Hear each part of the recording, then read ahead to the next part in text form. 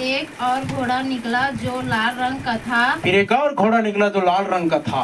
उसके सावरे को यह अधिकार दिया उसके गया, सवार को यह अधिकार दिया गया, पृथ्वी पर से जो मैल उठा ले, पृथ्वी पर से मैल उठा ले, ताकि लोग एक दूसरे का वध करें, ताकि लोग एक दूसरे का क्या करें, वध करें, मर्डर करें, वध करें, नाश करें। आगे, और उसे एक बड़ी तलवार दी गई। उसे एक बड़ी तलवार दी गई।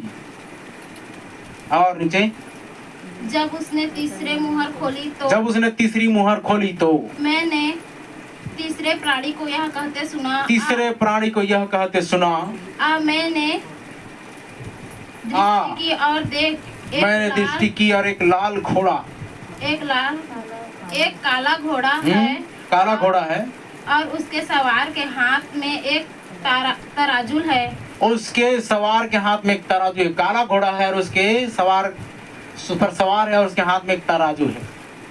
और मैंने उनके चारों प्राणियों के बीच में से एक शब्द, सुनो, 4 प्राणी जो यहाँ पर बात आती है, कितने प्राणी? 4 प्राणी। कितने प्राणी? 4 प्राणी। याद रखना, ये 4 प्राणी कौन कौन है उसको मैं आपको बता दे रहा हूँ। पहला प्राणी सबसे शुरुआत में आता है। अगर एक आयत से पढ़ोगे तो पहला प्राणी आता है सिंह, क्या आता है? उसके बाद में दूसरा प्राणी आता है बैल, उसके बाद में तीसरा प्राणी आता है मनुष्य, उसके बाद में चौथा प्राणी आता है उकाब। इसकी आवाज आती है? एक व्यक्ति का वहां पर लिखा हुआ है, क्या लिखा है? पढ़ो। ने उस चारों प्राणियों के बीच में से, चारों प्राणियों के बीच में से एक शब्द सुना। यह कहते सुना, देखो, 4 प्राणी को बीचों बीच में है। इसका मतलब समझ में आ जाना चाहिए कि वो कोई और नहीं परंतु स्वयं प्रभु यीशु मसीह। हालेलुया। हालेलुया। ये 4 प्राणी, ये 4 सुसमाचार है। कितने हैं? 4 पहला सिंह जैसा गर्जा, उसके बाद बैल आया जो ताकत से भरपूर है, इससे बढ़ती होती है। उसके बाद मनुष्य आया जो बुद्धि का प्रतीक है, ठीक है ना, ये दहाड़ने का प्रतीक है, ये मेहनत का प्रतीक है, मनुष्य बुद्धि का प्रतीक है, और उकाब ऊंचे में उड़ने का प्रतीक है। Hallelujah, hallelujah. ये सारे युग पार हो चुके हैं, अब हम इस युग में हैं। कौन सी युग में हैं? तो हमारे चर्च में इसका खाना चला गया, इसका खाना चला गया, इसका खाना चला, अभी इसका खाना बाकी है। इसलिए हमारे चर्च में आने वाले लोगों को थोड़ा सा पचाना मुश्किल जाता है। और उकाब ऊंचाई में उड़ते हैं, और आप और मैं जहां पर बैठे हुए वो ऊंचाई पर है। ये अंतिम स्टेज है। और चारों प्राणियों के बीच में एक व्यक्ति क्या बोल रहा है, तो ध्यान दीजिएगा। हमारे चर्च में बाई मिस्टेक कौवा आ गया तो कौवा को समझ में आएगा? क्योंकि हम किसका खाना खा रहे हैं? आप और मैं कौन से जगह बैठे हुए हैं?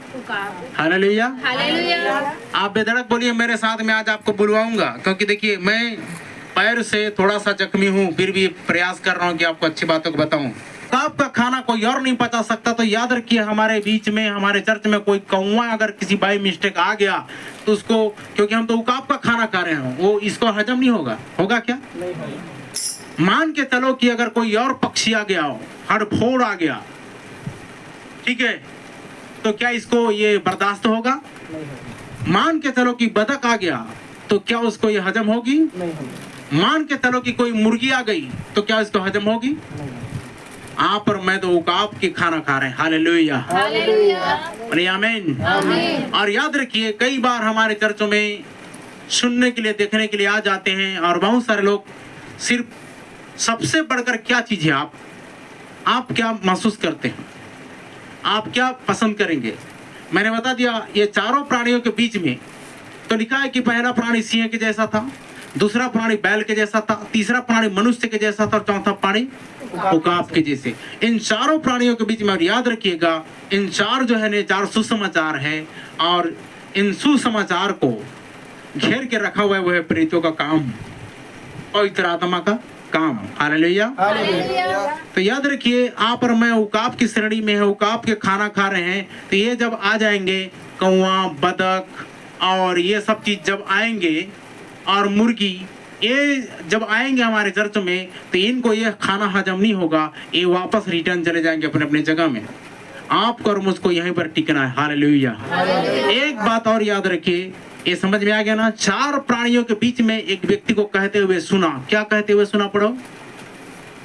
दिनार का शेर भर, दिनार का शेर भर गेहूं और जौ, दिनार का 3 सेर जौ पर तेल, दिनार का 3 सेर जौ पर तेल और दाखरस की हानि नहीं करना। ठीक है, याद रखना। ये एंटी क्राइस्ट आ रहा है, एक काला घोड़ा आ रहा है। काला घोड़ा सबको नाश करेगा। काला घोड़ा का सवार के हाथ में एक तराजू, सबको तौल रहा है, सबको नाप रहा है, किसका जीवन कैसा, किसका जीवन कैसा है। लेकिन यीशु मसीह 4 प्राणियों के बीच में उस एंटी क्राइस्ट को बोल रहा है, उस मसीह विरोधी को बोल रहा है कि सबकी हानि कर सकता है लेकिन तेल और दाखरस की हानि नहीं कर सकता। आमीन। याद रखना 25 अध्याय मत्ती सुसमाचार में 5 बुद्धिमान स्त्री हैं और 5 मूर्ख स्त्रियां हैं, मतलब कुंवारी हैं। और ये एक 5 बुद्धिमानों के पास में तेल और दाखरस है, मसाल है, और 5 मूर्ख कुंवारियों के पास में तेल और मसाल नहीं है। तो याद रखिए, ऑल द डिनोमिनेशन के पास में तेल और दाखरस नहीं है। उन लोग चर्च का दावा करते हैं, उन लोग यीशु मसीह का दावा करते हैं, उन लोग झूठा बपतिस्मा लेकर दावा करते हैं कि हमारे पास सारा चीज है, लेकिन कुछ भी नहीं है।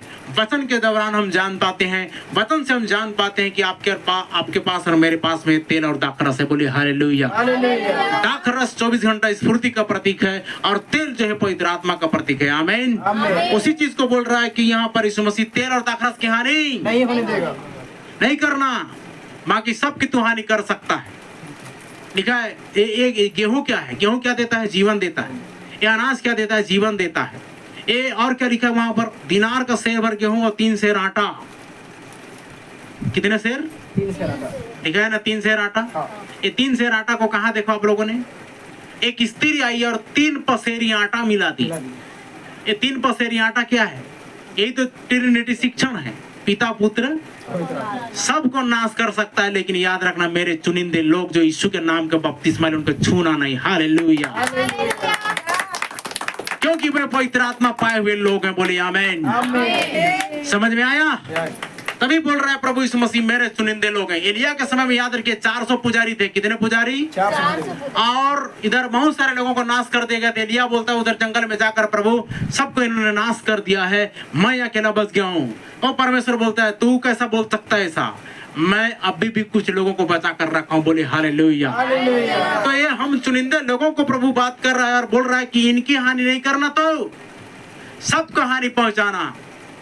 दिनार का सेर भर गेहूं और 3 सेर आटा। क्या लिखा है वहां पर? फिर से पढ़ो। दिनार का सेर भरा गेहूं और दिनार का सेर भर गेहूं सेर और जौ पर तेल और 3 सर जौ। देखो ऐसा नहीं पढ़ते, ऐसा वचन नहीं पढ़ते, ऐसा वचन नहीं पढ़ते। वचन पढ़ना है तो ढंग से पढ़ो ताकि सबको समझ में आए। पढ़ो क्या लिखा है? दिनार का सेर भर गेहूं। दिनार का सेर भर गेहूं। गेहूं भी जीवन देता है, याद रखिएगा। ये सबके जीवन को खींचने वाला है कौन? काला घोड़ा। काला घोड़ा कोई और नहीं, वो एंटी क्राइस्ट है, मसीह विरोधी आएगा। उसके हाथ में तराजू है, वो सबको नाप तौल कर रहा है। बैठ जाइए आराम से। और उसके बाद में क्या लिखा है?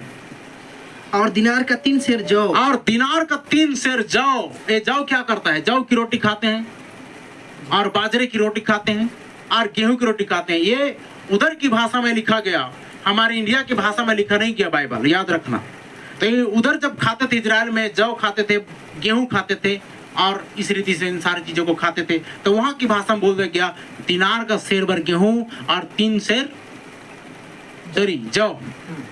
आगे। पर तेल और दाखरस की हानि इन सब की हानि करना। ये जीवन गेहूं खाने वाले, ये जौ खाने वाले, इन सब की तो हानि कर सकता है, लेकिन जिनके पास तेल और दाखरस है उनकी तो हानि ना करना। बोले हालेलुया। हालेलुया। अब यहाँ पर ये समझ में आता है कि हमारा पोजीशन कैसा है और ट्रिनिटी वालों का पोजीशन कहाँ है और हमारा पोजीशन कहाँ है। यही बात समझ में आती है। वचन आपको और मुझको सेम स्थिति में लेकर के जाता है कि आपका और मेरा भाग कहाँ पर है, आपका और मेरा सौभाग्य कौन सा स्थान में है, वो वचन बताती है। बोलिए हालेलुया। 4 प्राणियों के बीच में, तो याद रखिए 4 प्राणी, सिंह, बैल, मनुष्य, उकाब।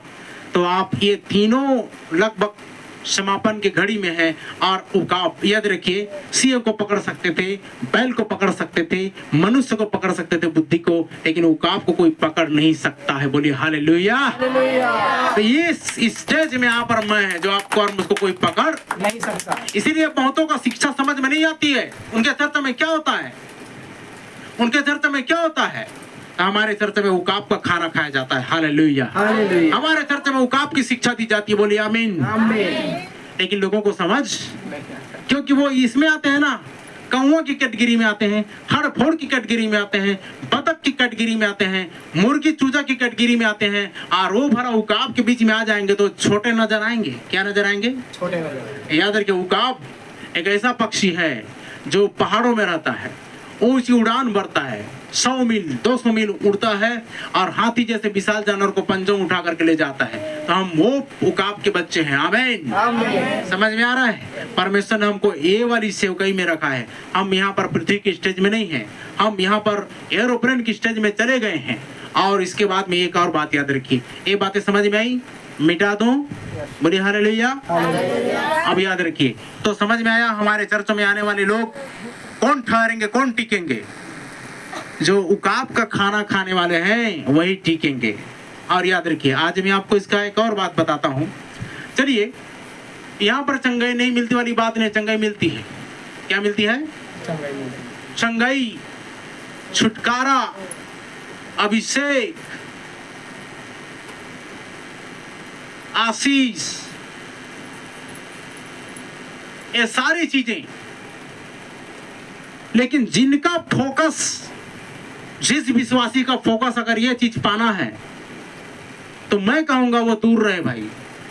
वो आते जरूर हैं, पाते जरूर हैं, लेकिन याद रखना ये वापस दुनिया में चले जाते हैं। कहां पर चले जाते हैं? दुनिया में। क्यों? क्योंकि इनका मकसद क्या था? कर्ज से मुक्त, चंगाई पाना, कर्ज से छुटकारा पाना, अभिषेक पाना, दान पाना, वरदान पाना, आशीष पाना, और ये सारा चीज पाना। और इन लोग सारा चीज पा करके कहां चले जाते हैं? वापस दुनिया में चले जाते हैं। तो याद रखिए, लेकिन जो व्यक्ति सचमुच में, अगर इन सब से बढ़कर क्या चीज है? इन सब से बढ़कर क्या है? बताइए, जल्दी बताइए। प्रभु मेरी सहायता करे, मुझे शक्ति दे कि मैं इन सारी बातों को बता सकूं। सबसे बड़ा मुख्य चीज क्या है? अनंत जीवन। अनंत जीवन। बहुत अच्छी बात है, लेकिन मैं यहाँ पर ये बोलना चाहूंगा कि मनुष्य को सबसे बड़ा चीज चाहिए, वो है उसका उद्धार। क्या चीज चाहिए? उद्धार। आमीन। आमीन। ये चंगाई से बढ़कर उद्धार है, छुटकारा से बढ़कर उद्धार है, अभिषेक से बढ़कर उद्धार है, आशीष से बढ़कर उद्धार है। लेकिन इन्हीं सब चीजों के चक्कर में, और क्या क्या? भविष्यवाणी, इसके चक्कर में रहते हैं। दर्शन, और क्या चीज किसके चक्कर में रहते हैं? इन्हीं सब के चक्कर में अगर वो दुनिया में चले जा रहे हैं। इन सब के चक्कर में जितने लोग आज भी हैं, वो उद्धार को प्राप्त नहीं कर पाए। उद्धार मतलब नया जन्म, इसी को बोलते हैं अनंत जीवन। हालेलुया। हालेलुया। ये सब पाने वाले, ये सब मकसद से आने वाले लोग, वो ठहरेंगे नहीं, वो टिकेंगे नहीं। लेकिन जो उद्धार पाना चाहते हैं, इंसान की सबसे कीमती चीज है, वह उसका उद्धार है। और लोग इसी से आज लोग वंचित करते हैं। बड़े बड़े चर्चों में जाकर देखिए, वो क्या बोलते हैं पता है? क्या टीचिंग देते हैं, क्या शिक्षा देते हैं? पास्टर विश्वासी को पहले बोलेगा, पहले जान लो, पहले सीख लो, प्रार्थना करना सीख जाओ, पहले आराधना करना सीख जाओ, और थोड़ा उसके बारे में जान लो। अरे जब तक ये व्यक्ति पवित्र आत्मा नहीं पाएगा, क्या जानेगा, क्या सीखेगा चर्च में जाकर? 2 साल 3 साल कहीं पर मैंने ऐसा नहीं पाया बाइबल में पढ़ते हुए कि किसी विश्वासी को चर्च में 1 साल बुलाओ, 6 महीना बुलाओ, साल भर बुलाओ, उसके बाद में बपतिस्मा दो, पहले बपतिस्मा दो और वहाँ एंट्री कराओ। आप ये बताइए मेरे को, अभी आपने स्कूल कॉलेज भेजा अपने बच्चों को, तो क्या ऐसे ही गंदा भेज दिए? तो कैसे भेजे? कैसा भेजे? अपने बच्चों को स्कूल भेजने के समय में क्या करते हो? पहले तैयारी करते हैं। पहले क्या करते हैं? तैयार करते हैं। कैसे तैयार करते हैं? नहा धो के। यस, ये जवाब है। हालेलुया। हालेलुया। आप अपने बच्चों को नहलाते हैं, आप अपने बच्चों को धुलाते हैं, अच्छा से अच्छा ड्रेस पहनाते हैं, और उसके बाद में स्कूल भेजते हैं। तो क्या परमेश्वर के यहाँ वो तरीका नहीं है? चर्चों में ऐसे भर्ती कर लेगा? नहीं। गंदरे जगह को भर्ती कर देगा? नहीं करेगा। फिर गीत क्यों गाते हैं? मैली चादर ओढ़ के कैसे द्वार तुम्हारे आऊं कैसे। आप कैसे आ सकते हो इधर चर्च में? पहले उनको क्या किया जाना चाहिए? नहलाया जाना चाहिए, धुलाया जाना चाहिए। हालेलुया। और उसके बाद में वो स्कूल में इधर भर्ती हो जाए और ABCD ग जो कुछ सीखना इधर सीखते रहे।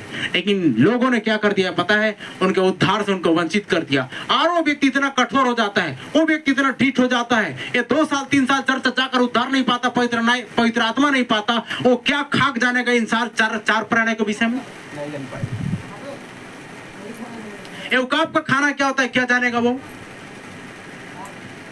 ये वचन का व्याख्या क्या जान पाएगा वो?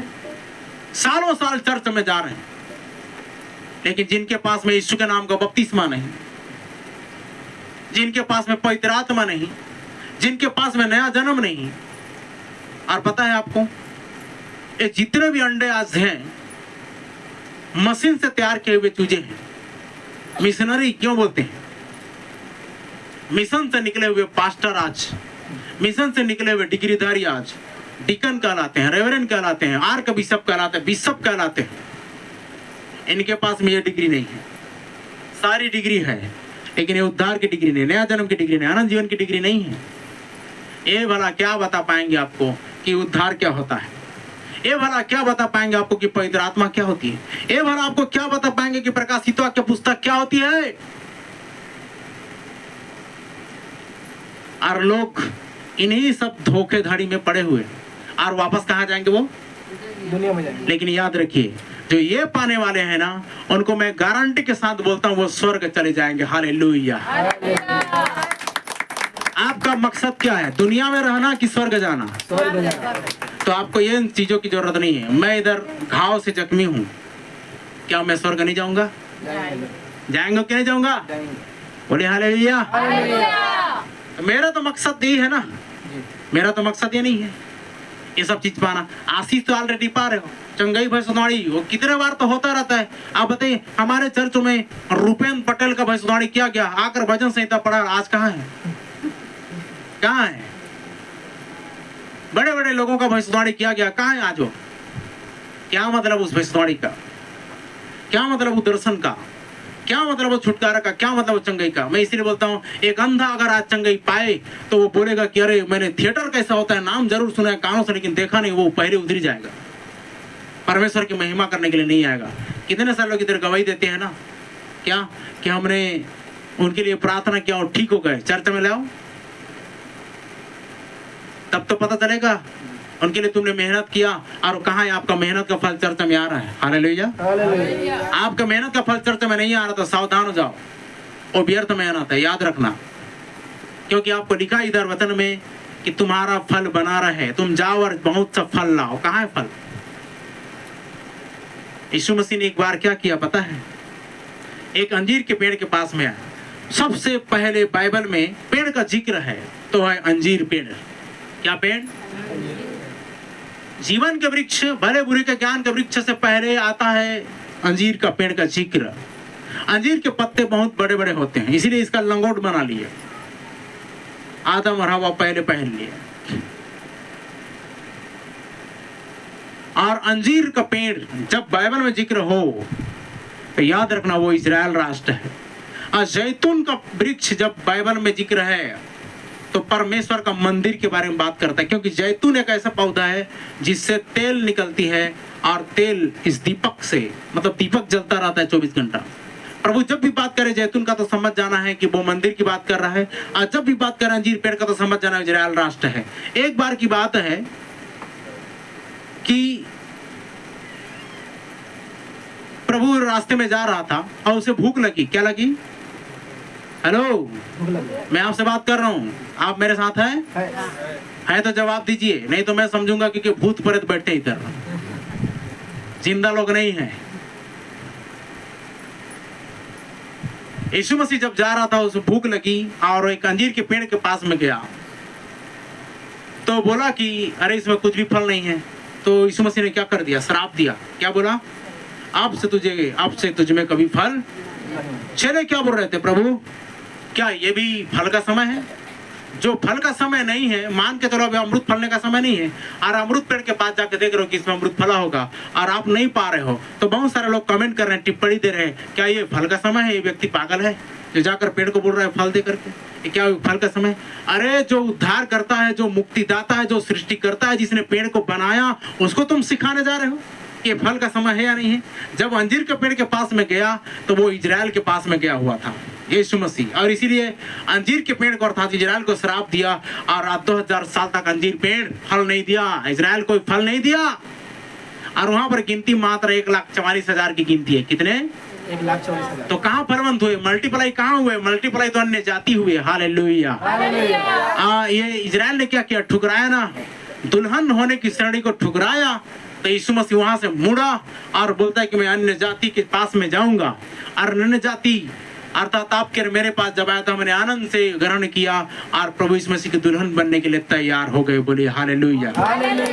अंजीर का पेड़ जिसको बोल रहा था प्रभु यीशु मसीह अब से तुझमें कभी फल न लगे, तो वो इजराइल राष्ट्र था। कौन सी राष्ट्र था?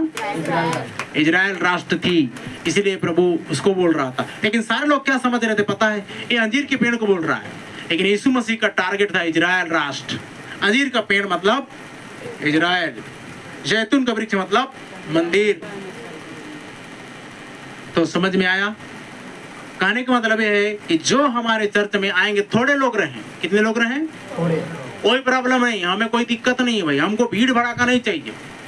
3 लाख 4 लाख लोग रहे इधर, कोई मतलब नहीं, 1000 लोग रहे, कोई मतलब नहीं। लेकिन याद रखिए, अगर 3 लाख 4 लाख लोग रहें और दुनिया में चले जाएं तो हमारा क्या मतलब है? अगर 5 ही लोग रहें इधर, 10 ही लोग रहें और स्वर्ग राज्य में जाएं तो हमारे और आपके लिए ताली बजाने का समय। बोलिए हालेलुया।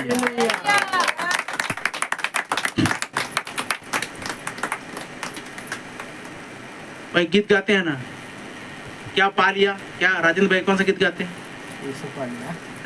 यीशु पा लिया? नहीं नहीं नहीं नहीं नहीं नहीं नहीं। हमारे चर्च में सचमुच में जो उद्धार पाना चाहते हैं और स्वर्ग में जाना चाहते हैं, उनके लिए 100+10% मैं गारंटी दूंगा कि जरूर ये उद्धार और नया जन्म को प्राप्त करके स्वर्ग राज्य में जाएगा। हालेलुया। चाहे इस बपतिस्मा को लेकर इस शिक्षा को प्राप्त करके टूट फूट बिगड़ जाए, पैर भी टूट जाए, हाथ भी टुंडा हो जाए, अगर कुछ भी हो जाए, 100% गारंटी उसकी आत्मा स्वर्ग राज्य में जाएगी। बोलिए आमीन। लेकिन आंख पाकर, छुटकारा पाकर, दुष्ट आत्मा से ग्रसित छुटकारा पाकर, भविष्यवाणी कराकर, अभिषेक पाकर, दर्शन पाकर, आशीष पाकर और तरह तरह की बातों को पाकर पैर भी पाए, हाथ भी पाए, ठीक हो जाए और दुनिया में चले जाए तो क्या मतलब? हमारा हाथ पैर टूट भी जाए और हम स्वर्ग राज्य में चले जाए तो हमारे और आपके लिए बहुत ही प्लस पॉइंट। बोले हालेलुया। इसलिए बहुत सारे लोग यहाँ पर बोलते हैं चंगाई नहीं मिलता, छुटकारा नहीं मिलता, भविष्यवाणी नहीं होती। वहां पर लोग ये सब बातों में चक्कर में रहते हैं, इसलिए वो लोग नहीं पाते तो नहीं आते हैं। लेकिन सचमुच में उनकी आंखें धुंधली पड़ गई हैं, मोतियाबिंद हो गया है उनको, जो ये चीज दिखाई नहीं दे रहा। सही है ना? हाँ। लेकिन आपको और मुझको साफ साफ स्पष्ट दिख रहा है कि जो वचन हमारे पास है उसी वचन से आप और मैं स्वर्ग में जाने वाले हैं। बोलिए हालेलुया। विश्वास करते हैं? तो इसमें रहोगे, किसमें रहोगे? ये सारा चीज मिले ना मिले, लेकिन हमको उद्धार मिलना चाहिए। बोले आमीन। नया जन्म मिलना चाहिए। हालेलुया। आनंद जीवन मिलना चाहिए। हालेलुया। अब इस बार याद रखिए, इस साल शैतान को 1000 वोल्ट का झटका लगने वाला है। आपके शरीर को डैमेज कर रहा है ना, इस बार डैमेज नहीं कर पाएगा। इस बार चर्च को डैमेज नहीं कर पाएगा। हालेलुया। मिटा दूं, सब समझ में आ रही है? आप अपने घर को वापस पाने जा रहे हो, आप अपने उन चीजों को वापस पाने जा रहे हो। और लोग बोल रहे हैं डबल बपतिस्मा नहीं लेना है। कहां पर लिखा नहीं लेना है? बताओ मेरे को। आप उनको वापस सवाल करो, जिस भी किसी विषय का प्रचार करते हैं वापस सवाल कीजिए। पास्टर आपके पास से भागेगा, वही पास्टर खड़ा रहेगा जो पवित्र आत्मा से भरा हुआ है, और वही पास्टर जवाबदेह है जो वचन को जानता है। बोलिए हालेलुया। ये संस्था वाले जिन्होंने मिशन में तैयार हुए, वे कभी भी इन बातों को नहीं बता पाएंगे और वो भागेंगे आपसे। और याद रखना, जो भागेगा और सही चरवाहा नहीं है। वो आपको स्वर्ग तक क्या कहाँ ले जाएगा? और खुद का ठिकाना नहीं है, जवाब नहीं दे पा रहा है, और कहाँ जाएगा? उसको खुद को होश नहीं है, तो आपको कहाँ स्वर्ग लेकर जाएगा बताओ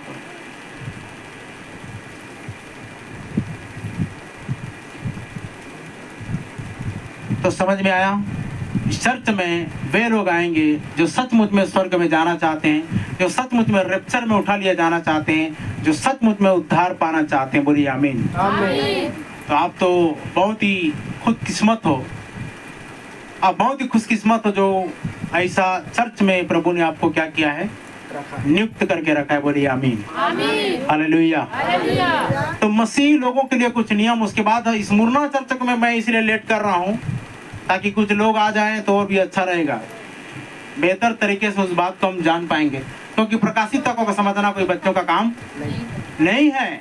उकाब का खाना कोई चूजे का काम नहीं है।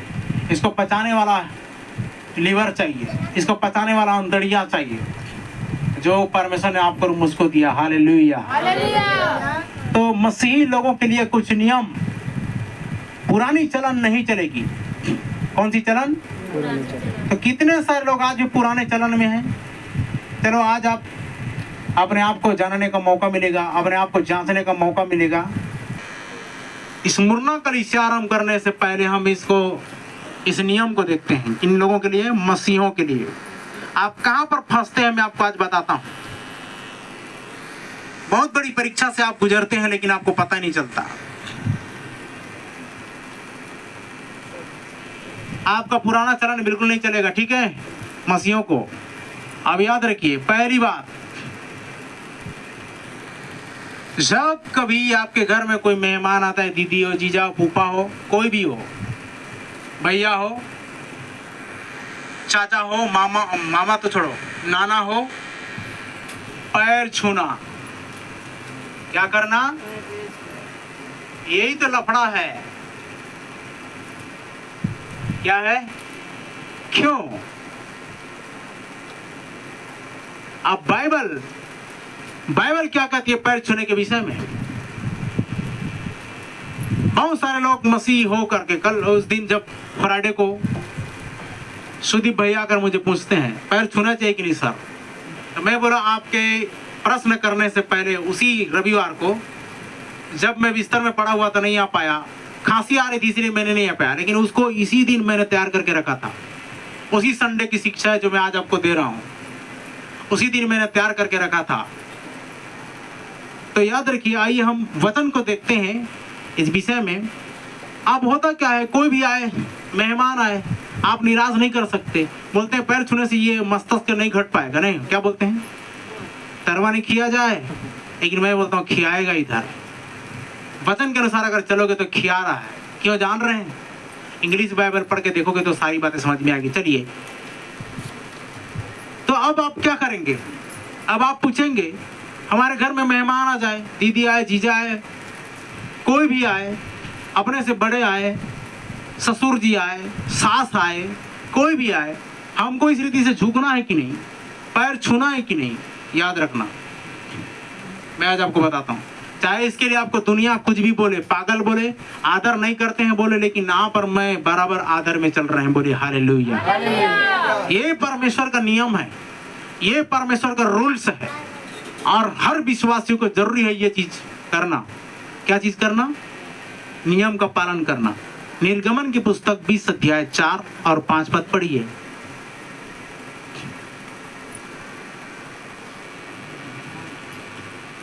निर्गमन 20। तू अपने लिए कोई मूर्ति खोदकर न बनाना, हाँ, ना किसी की प्रतिमा बनाना। सुनो, यहाँ पर बोला गया है तू अपने लिए कोई मूर्ति खोद कर न बनाना, नहीं बनाना, ना किसी की प्रतिमा बनाना, और न किसी का चित्र बनाना, जो आकाश में या पृथ्वी पर या पृथ्वी के जल में है, या पृथ्वी के जल में है, तू उनको दंडवत ना करना। हाँ, ये हिंदी में लिखा हुआ है, तू उनको दंडवत ना करना, मतलब प्रणाम, नहीं करना। तो उनको पैर ना छूना। नहीं छूना। ये साफ साफ लिखा है। इंग्लिश में पढ़ोगे तो वर्शिप लिखा है। आप वर्शिप नहीं कर सकते। वर्शिप मतलब आराधना होता है, और आराधना किसको दिया जाता है? परमेश्वर। आमीन। अगर उसका दर्जा अगर किसी इंसान को देते हो तो याद रखिए वहां पर तकलीफ ही आना शुरू होती है। पैर छूना मना है। क्या करना मना है? चाहे वो पाप क्यों ना हो। आप हाथ जोड़ के नमस्कार करो, हाथ मिलाओ, बराबर दर्जा होना चाहिए। हम सब आत्मा में एक हैं। बोलिए आमीन। आत्माधारी होकर आप शरीर में चल रहे हो। ये शरीर में चलना है, पैर छूना किस में चलना है? शरीर में चलना। अब आप कहोगे वही जो भी आए, आप सीधा साफ बोलो हम ये लोग हैं और हमको नमस्कार करना पास्टर ने सिखाया है। पास्टर ने नहीं, प्रभु ने सिखाया। हालेलुया। मैं पहले से ही इसको सिखा नहीं रहा हूँ, मैं अलग से ला कर नहीं सिखा रही हूँ। वचन में पहले से लिखा है। हालेलुया। मेरे पैदा होने से पहले परमेश्वर ने वचन लिखा, 2000 साल पहले ये सारी बातें। ठीक है, जगत उत्पत्ति से पहले लिखा है कि ये सारी बातें, लेकिन लोगों ने, पागानवाद ने, ब्राह्मणवाद ने इधर पैर छूना सिखा दिया। क्या छूना सिखा दिया? मना है पैर छूना। आप मत बोल, आप ये मत कह सकते हो, मतलब ये नहीं बोल सकते कि हम पैर छूना है, मिस्टेक हो गया, हमसे गलती हो गई, नहीं होगी अब से। अगर आप परमेश्वर के बच्चे हैं, परमेश्वर के बेटी बेटा है, उकाब की स्थिति में है, उकाब बच्चे की नहीं चल रहे हैं, ये चीजें मना है। और फिर पढ़ो क्या लिखे आगे? और ना उनकी उपासना करना। और न उनकी उपासना करना। कितने लोग बेटा उपास रहते हैं? कितने लोग ओ पति उपास रहते हैं? चांद देखकर क्या करते हैं, है ना, पति व्रत क्या बोलते हैं उसको? है करवा चौथ। तीजा उपास है, हाड़ी उपास है, अरे दुनिया उपास चल रहा है, सब बेकार है। एक ही उपासना करना है, यहोवा परमेश्वर की। बोले हालेलुया। कौन सी उपासना करना है? यहोवा परमेश्वर की उपासना करना है। बोलिए आमीन। और भी कैसे? 1 दिन, 3 दिन, 7 दिन, 14 दिन, 21 दिन और 40 दिन। इसके अलावा कोई और नहीं, कोई और दिन नहीं। बाइबल में जितना जिक्र है उतना करना। 5 तक पढ़ो। क्योंकि मैं तेरा परमेश्वर यहोवा जलन रखने वाला। यही तो कारण है, आप परमेश्वर को जलन उत्पन्न करवाते दूसरों का पैर छू करके। ये तो परमेश्वर जलन कर रहा है। क्या कर रहा है? बहुत जलने वाला परमेश्वर है, वो जल उठने वाला परमेश्वर है। आज जलन बर्दाश्त नहीं होती। आप इंसान इधर एक पुरुष का 2 स्त्री होने से जलन हो जा रहा है, समझ में आ रहा है? वो उसको टाइम दे रहा है, मुझे टाइम दे रहा है, वो आंखें दिखा रहे हैं, समझ रहे? किसी और को बात कर देने से फोन में नहीं बन रहा इधर। मैं उसकी पत्नी हूँ और वो किसी और से बात कर रहा है, गटर मस्ती कर रहा है, इसमें बर्दाश्त नहीं हो रहा है ना, तलाक की बारी आ जा रही है, डिवोर्स पेपर तैयार हो जा रहा है। तो सोच सकते इधर परमेश्वर इतना और आपका और मेरा प्रेमी है, तो आपको और मुझको किसी दूसरे के सामने झुकते कैसे देखेगा? वो जलन रखने वाला परमेश्वर है। क्या परमेश्वर है? तो क्या लिखा है? मैं तुम्हारा परमेश्वर जलन रखने वाला परमेश्वर हूँ। और जो मुझसे बैर रखते और जो मुझसे बैर रखते हैं उनके बेटों पोतों और पर पोतों को भी पितरों का दंड दिया करता। 3-4 पीढ़ी तक दंडित होते हैं। कितने पीढ़ी तक? 3-4 पीढ़ी तक दंडित हो जाते हैं। तो आप परमेश्वर का नियम का उल्लंघन करके अपने पीढ़ियों के लिए क्या कर रहे हो? आशीष बटोर रहे हो कि श्राप बटोर रहे हो? आप सावधान होगे कि नहीं? चाहे मैं भी क्यों ना हो, याद रखना मेरे पैर छूने की जरूरत, छुएगा तो ठीक नहीं होगा इस बार। चलिए आगे देखते हैं। 5 तक पढ़ दिए? ओके, अब इसको और डिक्लेयर करके चले जाते हैं। ये तो हमने निर्गमन में देखा है, ये दूसरी पुस्तक। अब आखिरी पुस्तक में जाओ, प्रकाशित वाक्य, उसका अध्याय 22 और 8 और 9।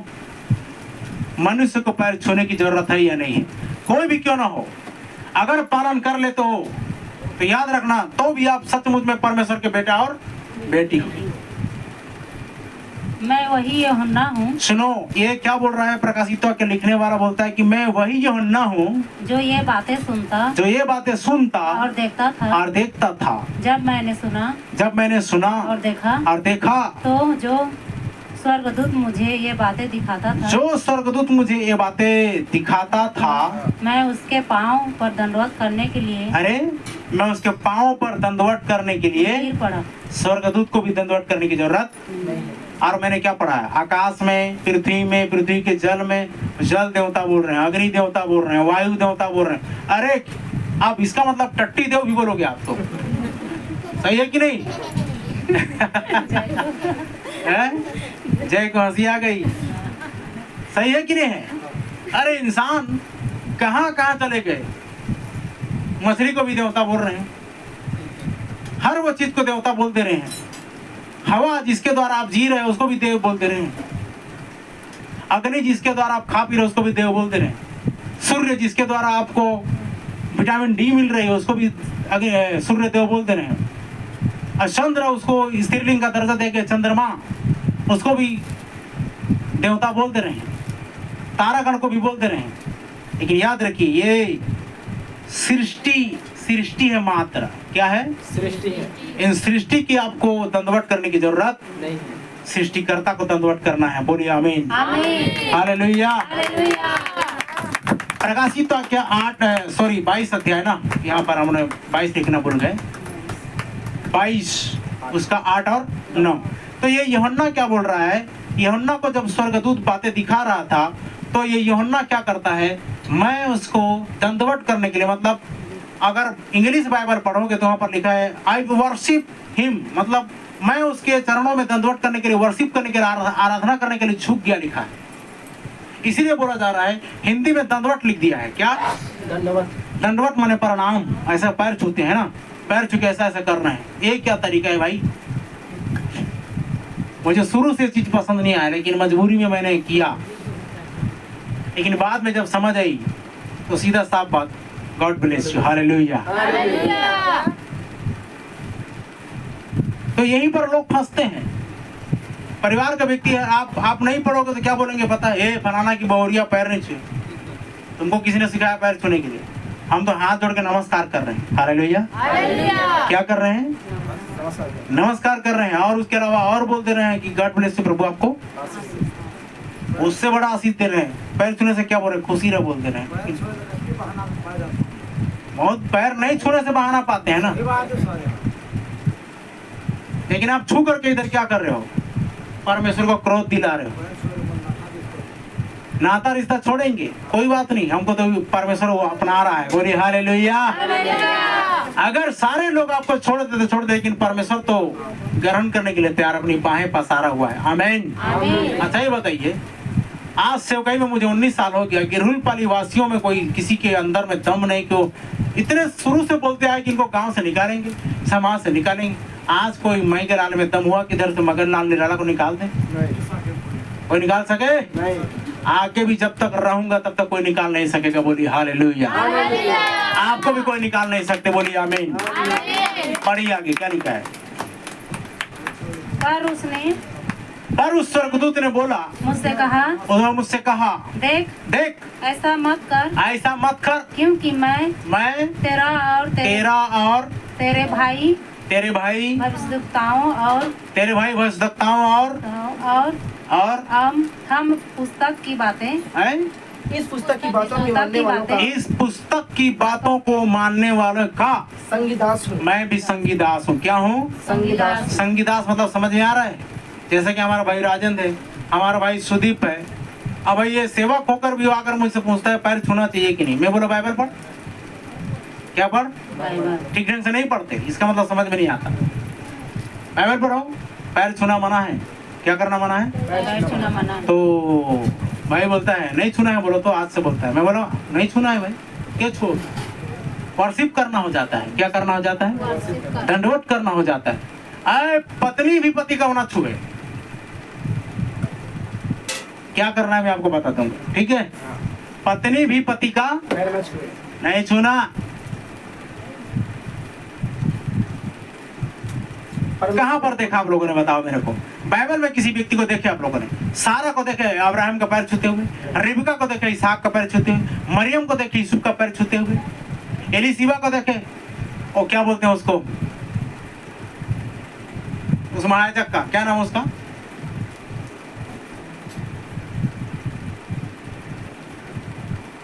पैर छूते देखे किसी को? नहीं देखे। नहीं देखे ना? गले मिलते देखे होंगे, नमस्कार करते हुए देखे होंगे, सलाम करते हुए देखे होंगे। ये तो 8 और 9 में क्या लिखा है?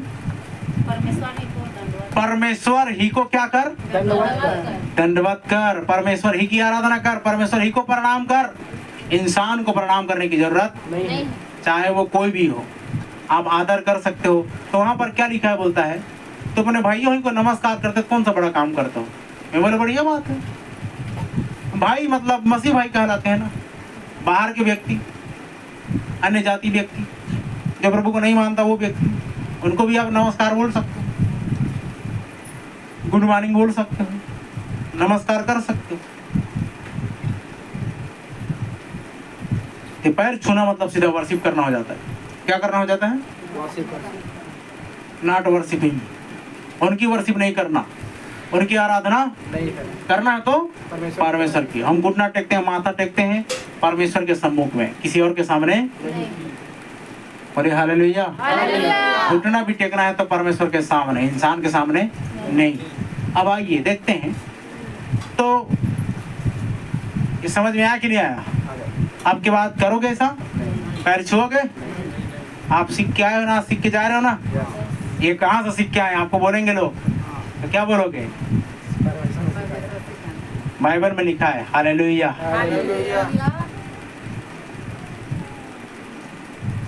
आप क्या कर सकते हैं मैं आपको बताता हूँ।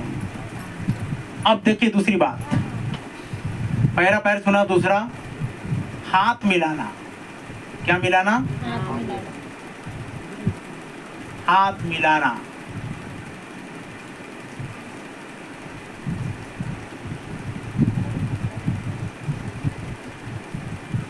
पहला कुरिन्थियों 7 अध्याय 1 से 2 पद पढ़िए।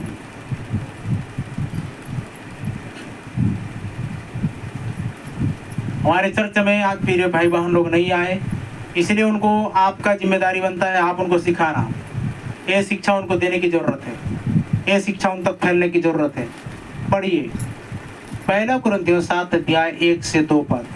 उन बातों के विषय में, उन बातों के विषय में जो तुमने लिखी जो तुमने लिखी कि यह अच्छा है कि हाँ, पुरुष स्त्री को ना छुए, पुरुष स्त्री को ना छुए। अब आइए बात समझ में। हम लोग इधर क्या करते रहे पता है? God bless you. स्त्री और पुरुष में भी कितने बार यहाँ पर चर्च में प्रचार किया गया, बताया गया, लेकिन हम सब के सब वैसे करे जा रहे हैं। पुरुष स्त्री को, आप पति पत्नी छुओ, गले मिलो, किस करो, सब अपने घर के अंदर 4 दीवारी के अंदर करो, लेकिन यहाँ चर्च में ये रूल्स चलेगी। पढ़िए। परंतु व्यभिचार के डर से हाँ, हर एक पुरुष को पत्नी और हर एक स्त्री का पति हो। हाँ, हर एक स्त्री का पुरुष हो और हर एक पुरुष की स्त्री हो। व्यभिचार के कारण, किसके कारण? अब वो कैसे, क्यों? अब यहाँ पर लिखा है कि पुरुष स्त्री को न छुए। आज के बाद याद रखिए प्रिय भाई बहन, आप नमस्कार बोलिए, गॉड ब्लेस यू बोलिए, पैर छूने की जरूरत नहीं है, हाथ छूने की जरूरत नहीं है। बुजुर्ग है तो हम हाथ छू सकते हैं, आपको पैर धोने की सेवकाई करना है अपने घर में कीजिए, वो बात अलग है। हाथ धोने की सेवकाई में बात अलग आ जाती है, ठीक है। लेकिन यहाँ पर याद रखिए वर्शिप नहीं करना। यहाँ पर लिखा हाथ नहीं मिलाना। क्या नहीं मिलाना? कब मिला सकते हो? भाई भाई से और बहन आप गले मिल सकते हो, पप्पी दे सकते हो। यहाँ पर गले में, ओंठ में नहीं, भाई भाई से मिल सकते हैं और बहन बहन से। गॉड ब्लेस यू बोलो, गले मिलो, पप्पी करो बहन बहन से, भाई। आज के बाद में पास्टर से भी गॉड ब्लेस नहीं बोलना, ठीक है। भाई से भी गॉड ब्लेस यू नमस्कार करना। आगे देखते हैं तो क्या लिखा है, क्यों जानते हैं क्यों ये नियम दिया गया? पहला कुरिन्थी उसका 7 अध्याय 1 और 2 पद में लिखा कि कोई पुरुष स्त्री को न छुए। छूना नहीं है। अगर छुएगा तो क्या होगा? पढ़ो नीति वचन उसका 6 अध्याय 28 और 29 पद।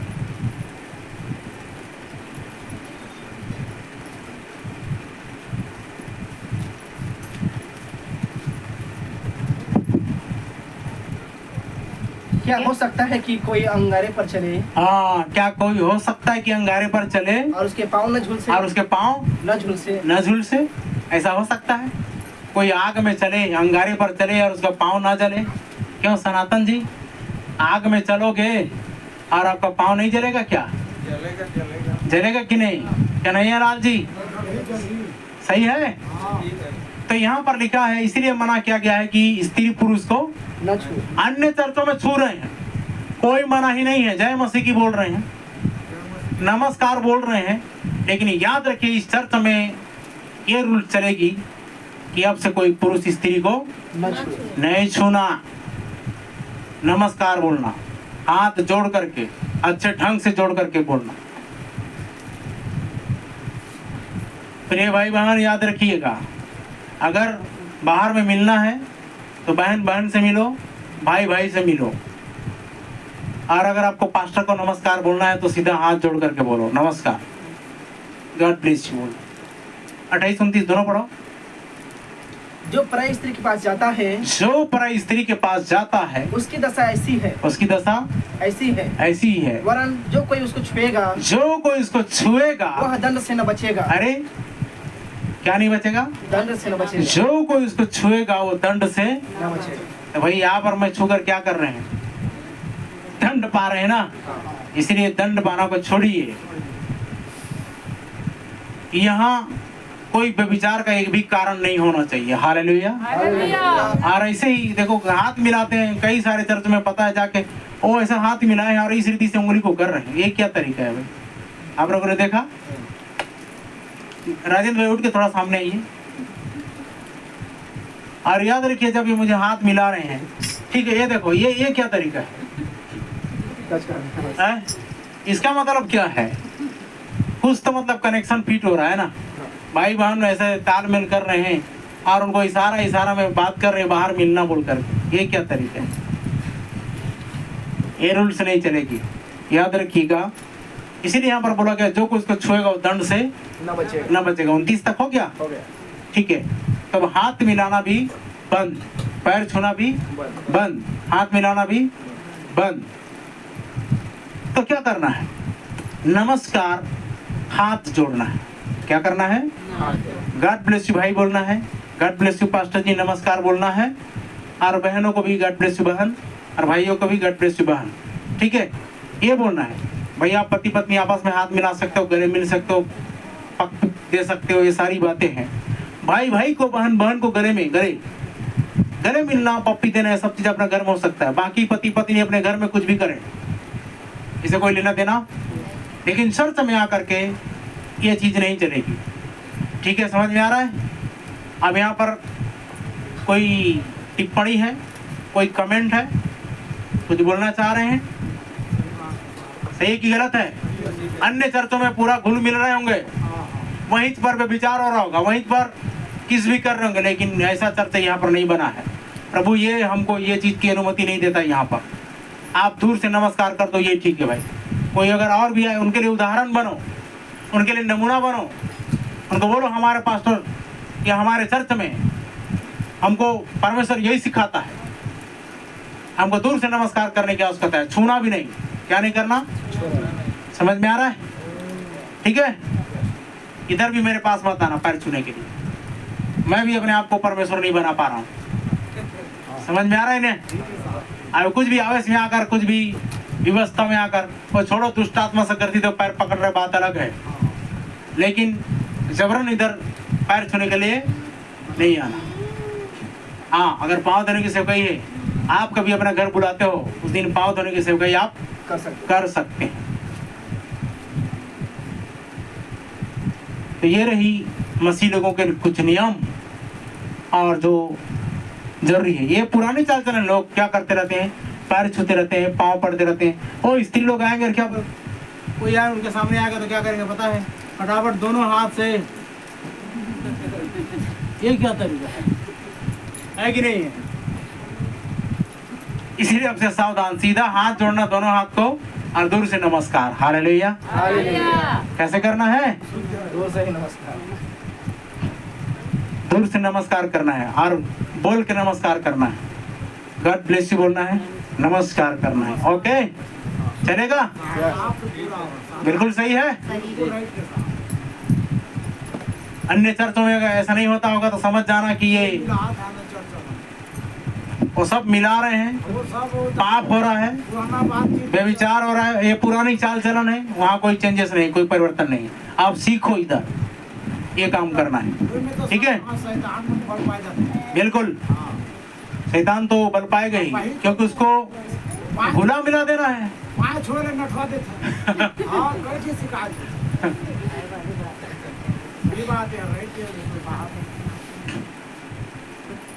इसीलिए छुलवाना नहीं,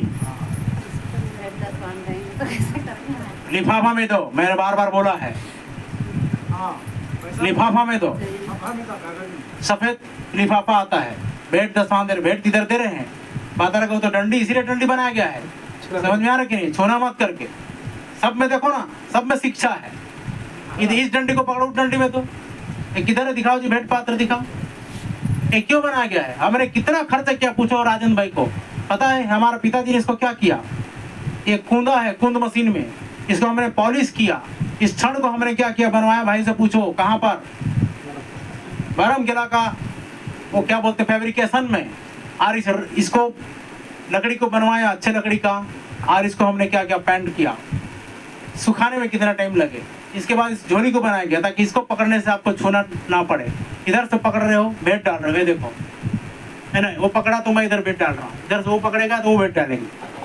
दसवां देना है, लिफाफा में लाइए। इसमें लाइए, लिफाफा में लाइए। अपने पास लिफाफा रखिए और भेंट दसवां को लिफाफा में डाल के लिख के भेजिए कि पास्टर जी हमारा ये भेंट है, पास्टर जी हमारा दसवां से। उससे क्या होगा, हम प्रार्थना बेकायदा वहाँ पर रख कर पाएंगे कि प्रभु इसने भेंट दिया है, इसने दसवां से दिया है, इसका नाम से हम प्रार्थना करते हैं।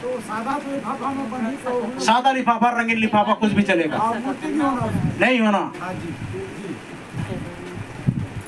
समझ आया? बोले हालेलुया। तैयार हो कि नहीं स्वर्ग राज्य में जाने के लिए? ये उसी के जाने के लिए तैयारी की जा रही है। अब देखो, अब आप क्या बन रहे हो पता है? आप पवित्र बन रहे हो। कैसे? अनछुआ बन रहे हो। आप संसार से तालमेल जोल बंद। अब आप अनछुआ बन रहे हो, क्योंकि ये वो टाइम है जब परमेश्वर आपको रैप्चर में ले जाने पर है। बोलिए हालेलुया। आपसे जितना भी ये था ना, और सारी चीजें समापन की घड़ी में आ रही हैं। इसीलिए अपने आप को अलग करो, अपने आप को दूर करो उन चीजों से। बस पति पत्नी मिले रहो, बाकी लोगों से दूर रहो, ये ठीक है। तो रही बात, हमारे पास अब कुछ एक आध घंटे हैं। इसमें अब जाते हैं प्रकाशित वाक्य के अध्ययन में। इस बात को याद रखना, अपने में सीमित मत रखो। पूरे चर्च के लोगों को, जिनको आप जानते हैं, जिन लोग नहीं आ पा रहे हैं, उन सबको बताने की जरूरत है कि हमारे चर्च में इसी रीति से एक रूल्स है, बाइबल के अनुसार। बोलिए हालेलुया। जो कुछ भी है बाइबल के अनुसार है। बोलिए आमीन।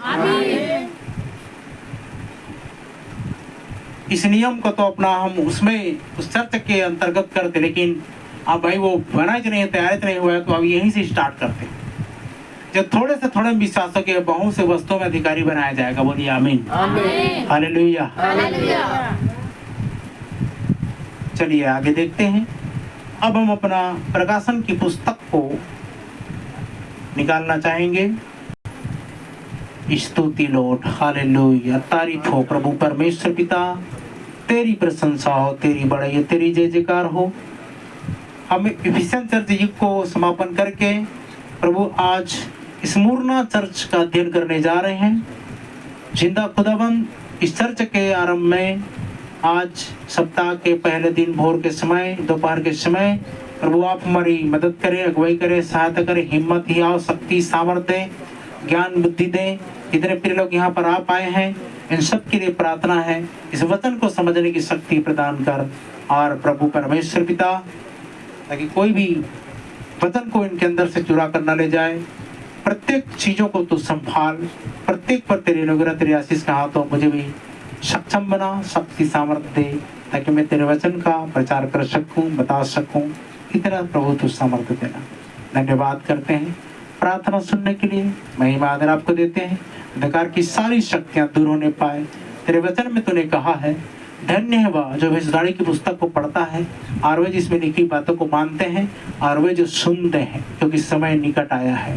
हे यहोवा, हे परमेश्वर, तेरे वचन में तूने कहा है, जो अन्याय करता है अन्याय करता रहे, जो धर्मी है वो धर्मी बना रहे, जो पवित्र है वो पवित्र बना रहे, और जो जैसा है वो वैसा ही रहे। हे यहोवा, हे परमेश्वर, तेरे आगमन का हम इंतजार करते हैं प्रभु।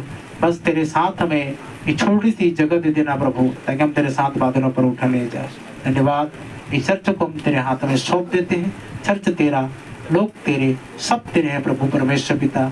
इसका संचालन तू ही कर पवित्र आत्मा, प्रत्येक को अपने नियंत्रण कंट्रोल में ले। प्रार्थना यीशु मसीह के नाम में मांगते हैं, आमीन। बोले जब से हालेलुया।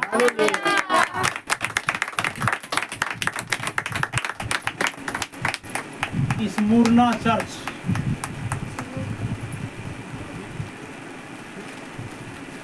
दूसरा चर्च का नाम आता है स्मुरना।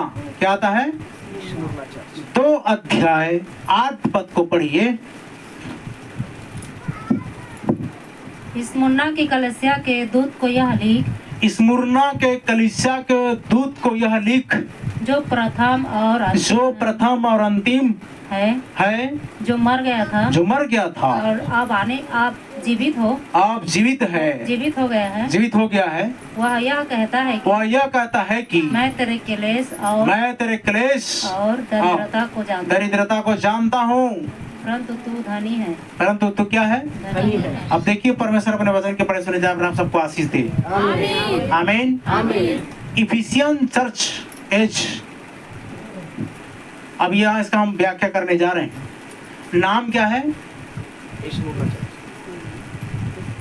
स्मुरना, ठीक।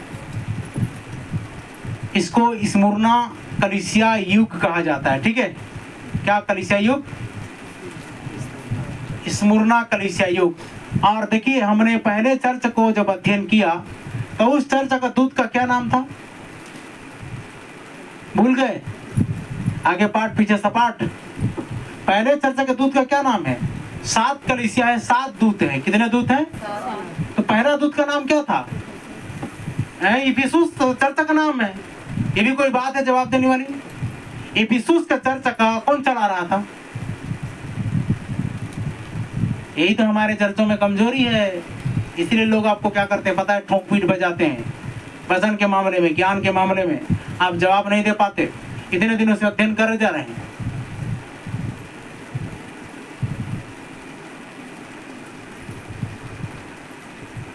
और सही बात है कि कोई घर में ना अच्छे से वचन पढ़ रहे हैं, ना प्रार्थना कर रहे हैं, ना आराधना कर रहे हैं, डबरी बजा करके नहीं, गीत गाने भी नहीं पा रहे हैं और ढंग से प्रार्थना भी नहीं हो पा रही है। भाई किस लिए ऐसा कर रहे हो? संसार में आप छूटना चाहते हो ना, इसीलिए है। अब हम इधर आपके लिए कितना मेहनत कर रहे हैं और आप उन बातों को जान ही नहीं पाओगे तो क्या मतलब का है?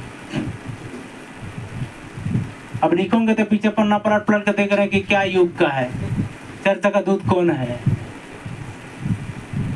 बड़ा विचित्र है भाई, माथा पटकने होगा फिर आप लोग के चक्कर में। स्मुरना कलीसिया युग कहा जाता था और इसी ने स्थान को लिया। कौन सा स्थान को? इफिसुस कलीसिया के स्थान को स्मुरना ने लिया, ठीक है। इफिसुस कलीसिया का समापन 53 से लेकर के क्या बोलते हैं 170 तक में अगर खत्म होता है, मान के चलो। कब से खत्म हुआ वो? शुरू से लेकर के 0 से लेकर के ऐसा कुछ एडी में खत्म होता है, आपने लिखा होगा। वहां खत्म होती है तो उसका स्थान को अब इसने स्मुरना ने लिया। इफिसियन कलीसिया के चले जाने के समय पर ही जारी किया गया था, जब 55 एडी से 170 तक था। कौन सा? इफिसुस। 55 से 100 आपने लिखा है लेकिन भूल गए हो, पता है? आपने लिखा है। अब ये देखो, ए इसका सन डेट तिथि कितना है? स्मुरना युग, यह एडी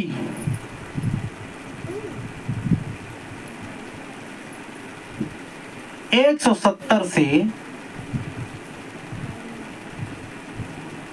312 तक चलती है। कहां तक? 312 अब याद रखिए, जब यीशु मसीह पैदा हुआ तो उसी समय से सन गिनना स्टार्ट किए, और सन गिनना जब स्टार्ट किए तो 53 से 55 से 170 एडी तक एक कलीसिया काल चलती है, एफिसियन चर्च युग। अब दूसरा एडी में चलता है 170 एडी से 312। कितने साल हुए जी? 170 से लेकर 312। अभी हम 2024 में बैठे हैं। कौन किस में बैठे हैं? लेकिन ये जो चर्च थी स्मुरना चर्च, 170 से लेकर 312 तक का इसका टाइम था। कितना टाइम था? 312 तक चलती है यह कलीसिया एक सताई हुई कलीसिया थी। क्या क्या कलीसिया थी? यह मतलब क्लेश में, दरिद्रता में सताई हुई कलीसिया थी यह। वो एक शहीदों के ताज को पहनती है, एक क्लेश की कलीसिया है, और परमेश्वर की प्रतिज्ञा इसके लिए है इसमें कि एक चुनी हुई कलीसिया, इसे एक जीवन का मुकुट दिया जाना था। क्या जाना था? जीवन का मुकुट। प्रतिफल में, रिवार्ड में जीवन का मुकुट पाना था इसको। कौन सा मुकुट पाना था? जीवन का मुकुट। जीवन का मुकुट। प्रत्येक कलीसिया के पास एक तारा था। बड़ी हालेलुया। क्या था? इफिसुस, स्मुरना, पेरगमुन, थुआतीरा, प्रत्येक चर्च के पास एक तारा था। पहला तारा था पौलुस। किसी को आप लोगों ने याद नहीं कर रहे, भूल गए हैं। और अब इस चर्च का संभालने वाला, इस चर्च का दूत कौन है? आपको और मुझको पता करना पड़ेगा। पहले चर्च का, इफिसुस चर्च का पास्टर था पौलुस। अब दूसरे चर्च का पास्टर को हमको ढूंढना पड़ेगा। तो यहाँ लिखा हुआ है जो परमेश्वर के हाथ में था। प्रत्येक कलीसिया के पास एक तारा था जो परमेश्वर के हाथ में था। ठीक है, मैंने बताया था ना, उसके दाहिने हाथ में 7 तारे लिए हुए हैं। कितने तारे? 7। एक दूसरा तारा के बारे में आज हम चर्चा कर रहे हैं। कौन से तारे के बारे में? जिसकी उस कलीसिया युग में उस संदेश वाहक की प्रतिनिधित्व किया। इफिसुस कलीसिया युग का संदेश वाहक कौन था? प्रश्न, कौन था? इससे पहले चर्च का दूत कौन था? पौलुस। सबको याद रखना है, पौलुस था। उसी ने स्थापना की थी और उस कलीसिया युग का सेवक था जिसने कलीसिया के लिए उजियाले को लाया, जिसे संत यूहन्ना ने वहां से उठाया। बोलिए हालेलुया। और फिर दूसरा आता है, इस कलीसिया का दूत का नाम इरेनियस। क्या नाम है? इरेनियस। अब याद रखना, मैं बार बार आपको नहीं बताऊंगा। इरेनियस था। ये दूसरा तारा प्रभु यीशु मसीह के हाथ में 7 तारा में से दूसरा तारा का नाम है इरेनियस। मैंने फोटो भी आपको बताया, मैंने चित्र भी आपको बताया।